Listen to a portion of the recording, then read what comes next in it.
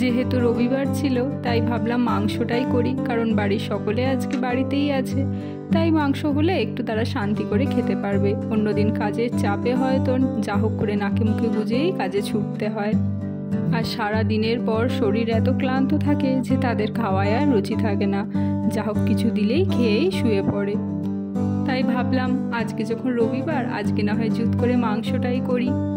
মাংসটা করতে একটু সময় লাগে, সেই জন্য রুটিটা বিকেল বিকেলই করে রেখেছিলাম, যে দুটো পরপর একসাথে করা এই গরমে রান্নাঘরে এতক্ষণ থাকাই বড় চাপের। চিকেন কষা প্রায় রেডি, এরপর খালি খাওয়ার অপেক্ষা। কিন্তু খাওয়ার আগে এদের মত পরিবর্তন হয়ে গেল। বললো না, চিকেন কষা আজ আর রুটি দিয়ে খাবো না, চলো একটু ফ্রাইড রাইস নিয়ে আসি। মিক্সড ফ্রাইড রাইস দিয়ে আজকে চিকেন কষা খাওয়া যায়।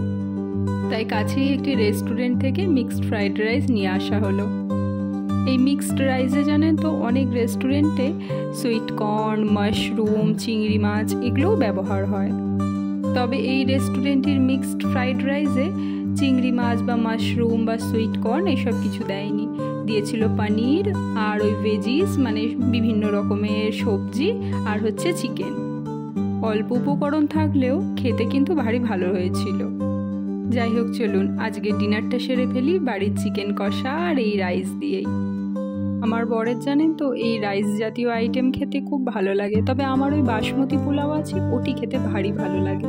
কোনো রেস্টুরেন্টেই যখন যাই আমি জিজ্ঞাসা করি যে আপনাদের বাসমতি পোলাও আছে নাকি। তবে হ্যাঁ, এখানেই শেষ না, আইসক্রিমটিও আনা হয়েছিল।